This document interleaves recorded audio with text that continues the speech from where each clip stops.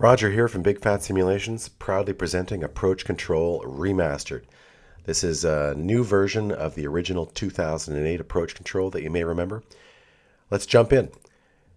Approach Control has 10 different levels, all with slightly different configurations of inbound points and localizers, and there are challenges. So this video is short and it's designed to give you a tutorial or introduce you to the game if you haven't played before. And also, it's an opportunity for me to challenge myself to the only challenge I haven't tried yet, and that's beat that. Land 7 airplanes within 15 minutes with no separation losses. Let's go.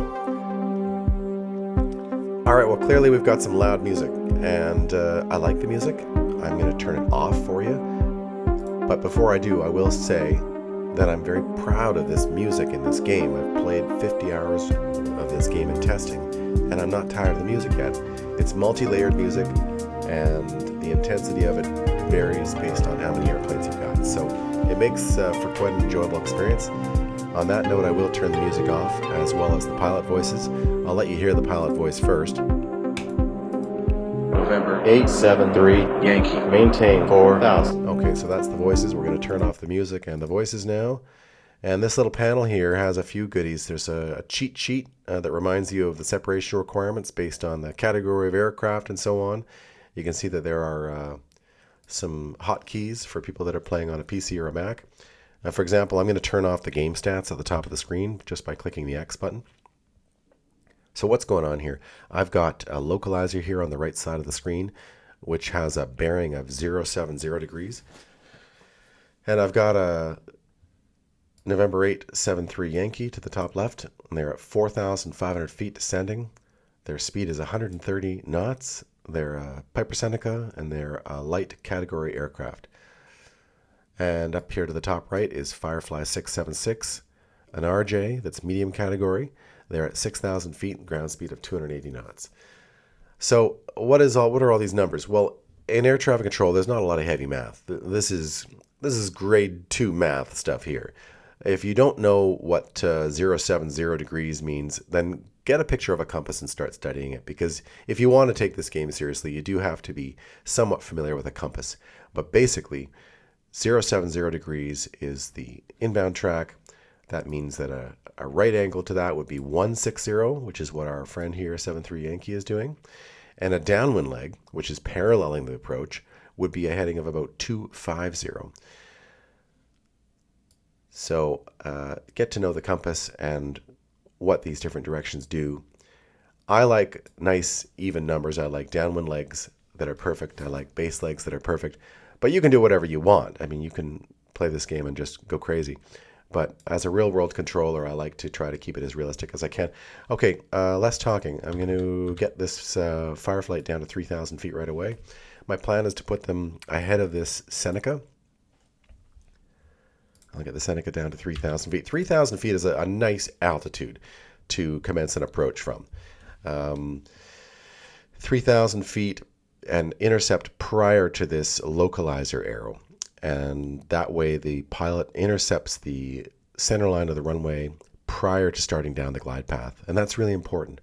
It's very difficult on a pilot and an aircraft to put them on the approach too high.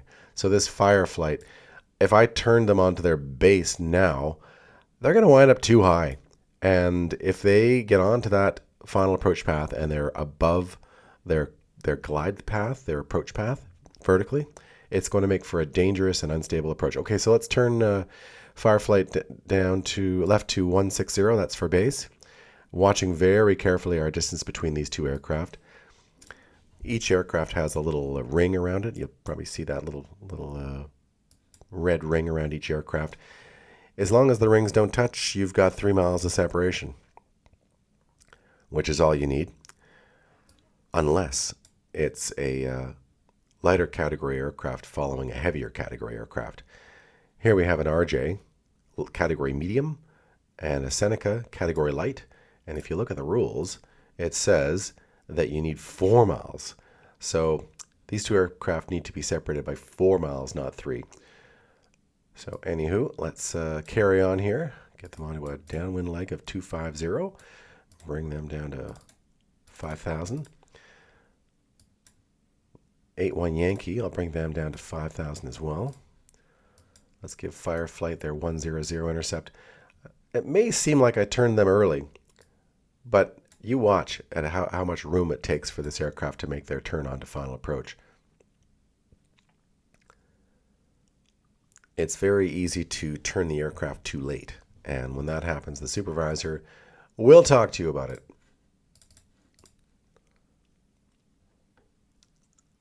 So my plan is Fireflight lands, followed by 7-3 Yankee, followed by 2-2 Yankee. This 7-3 Yankee is going to be a real pain in the neck because they're slow. You will learn to hate slow aircraft. I am tempted to jam this Pilatus in between the two, but I think that'd be a mistake. So let's get the Seneca to go as fast as they can, which is about 130 knots.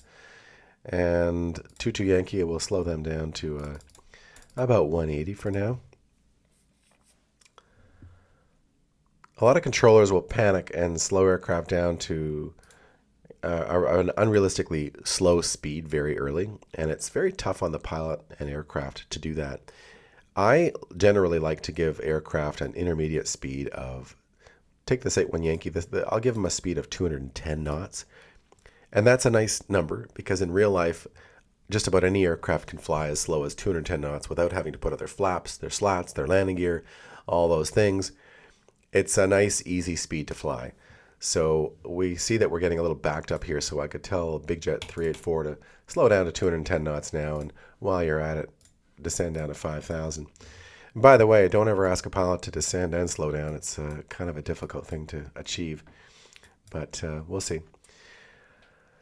All right, so I have to land 7 aircraft. 1, 2, 3, 4, 5, 6, 7. So every aircraft on our screen has to be landed, and I've got exactly, I've got exactly 9 minutes to make that magic happen. So I don't know. We'll see. My problem here is the Seneca is just so gosh darn slow, but we'll see what happens here. 81 Yankee can come down to 4,000. 2-2 Yankee can come down to 3,000. Seneca is going as fast as they can. I am thinking this 01 Yankee, they might just have to be put over here somewhere for a little while. I am anticipating not being able to get another slow aircraft into this 7-minute challenge. We'll see. Okay, 2-2 Yankees ready for a base leg.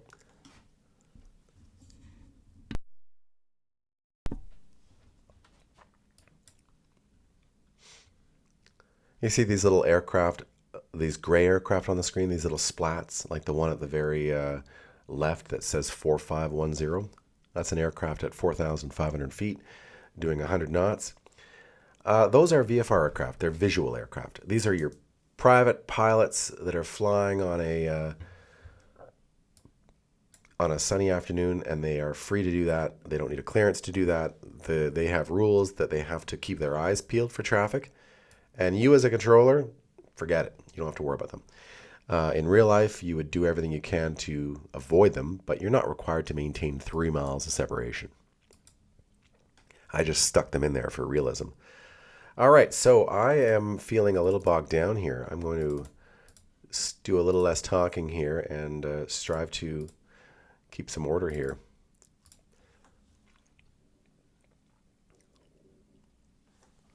Let's bring up the stats here. 8 minutes have elapsed, and I haven't landed any airplanes yet. So I may be successful, I may not. We'll see. We'll do our best, right? 4-5 Yankee can have 4,000 feet.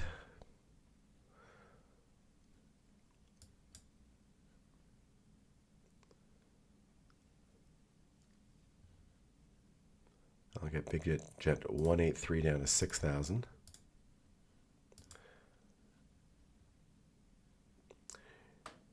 Interesting, this Big Jet 183, their speed, you see what their speed is? It's 270 knots.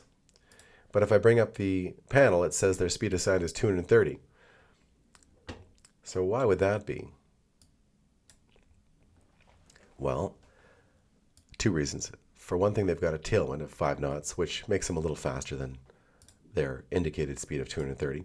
The other problem is that aircraft have a problem with their airspeed indicators to this day in real life, and that is the higher you fly, the more the airspeed indicator underreads. So this Big Jet 183, but they've been told to fly a speed of 230 knots, and they are. Their airspeed indicator says 230. But because they're at 6,000 feet and their airspeed indicator is wrong, and they got a tailwind, they're actually ground speeding 260 knots. Sounds ridiculous, and kind of is. I don't like it. I'm a real world controller, and I hate that. But that's the world we live in.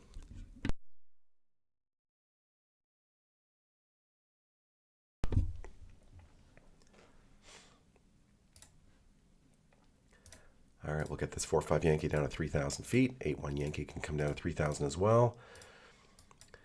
And these two little guys, they're not going to be landing during this exercise. I've just got too many other aircraft.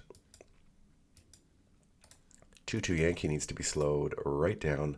They will be nipping at the tail feathers of this Seneca in a moment here.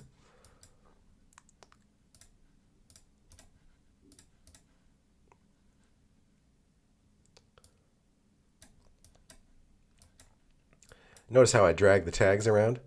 This is almost a nervous tick, if you will. It's what real controllers do. We like to organize our traffic a little bit visually, make it visually pleasing to look at.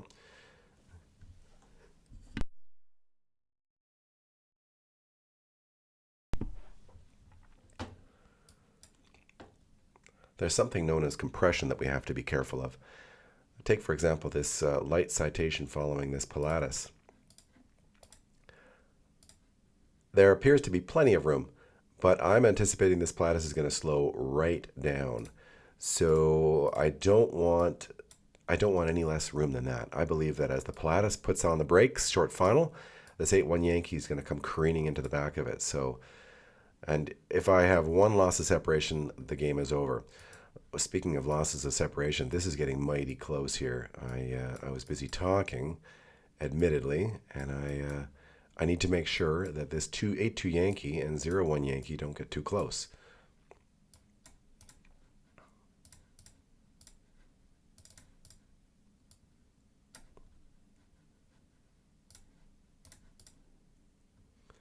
That's a little close.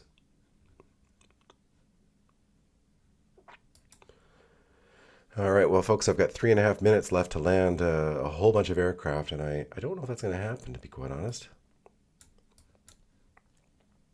By the time you play this game, I may have changed the rules and made it a little easier to achieve, because if I can't do it, I don't imagine a lot of you will have a very easy time with it. It is supposed to be a fun game.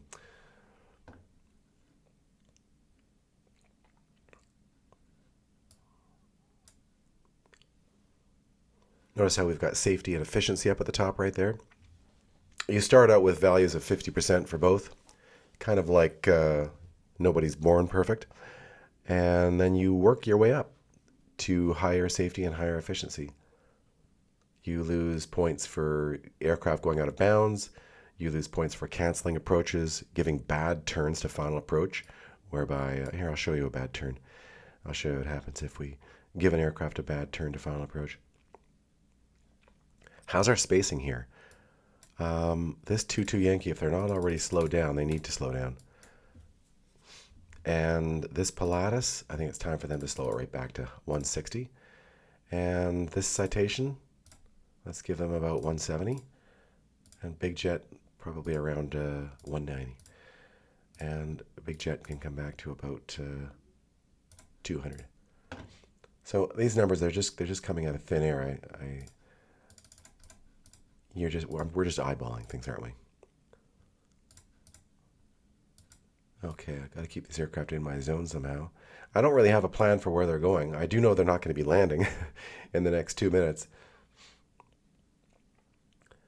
All right, I was going to demonstrate to you what happens if we give a late turn. So this is Big Jet 183, and you can see the localizer is just ahead of them. And a late turn to final will trigger disappointment from the Supervisor, and you'll see what I mean. Okay, we've landed 2 aircraft, folks. 2 aircraft. Okay, here's the late turn for Big Jet. Supervisor should have a thing or two to say about that. Yeah, he pops up. He's not too happy about that. You can click him to make him go away if you ever don't want to see his face. And there will be times where you don't want to see his face. So that's a hard turn, this that I gave this aircraft. It's tough on the pilots, tough on the passengers. You want it to be a nice, graceful turn to final approach. All right, well, we're 14 minutes in, and there's no way I'm going to land 7, so probably by the time you play this game, I'll have already updated it to be land 5 in 15. 7 was always wildly unrealistic. Look how tight the spacing is here. You know, you actually get A+ bonus spacing points when you land 2 aircraft with very close to minimum spacing. You are rewarded in this game for it. They're at 4,000. They get to go down to 5,000. I'm going to turn Buzz now onto their base because I'm running out of room.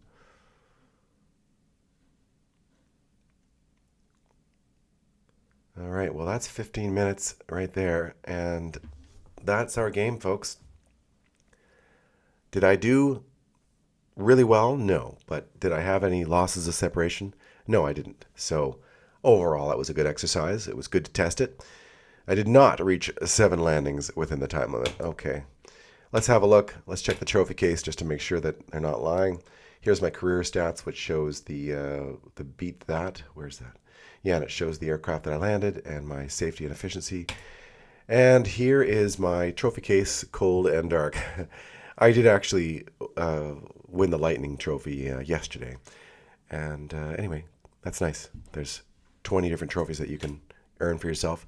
There's an ATC school where this guy talks you through it and explains how everything goes. Fast forward, he talks you through it. And when you get tired of that, you can do the training session where it's a lot like the ground school, but this is on-the-job training, and they talk you through live traffic, and they tell you, here's exactly what you do. And then when you're all done with that, you can actually play that same level as the beginner, and yeah, and now it's free play. Now you're not learning anymore. You're trying to manage the traffic. The idea here is that each level is going to build upon the previous one. You go to advanced, difficult, ninja, cornered insanity, gets crazier and crazier, and we even have lightning, and we have bad pilots that don't do as they're supposed to. We have emergencies, and we have hurricanes. So you're definitely going to want to grab approach control, and sadly it is not a free upgrade. Too much work has gone into this. It's a completely different game, and I do hope you'll support Big Fat Simulations by buying all of our games. So thank you very much for watching, and we'll see you again soon.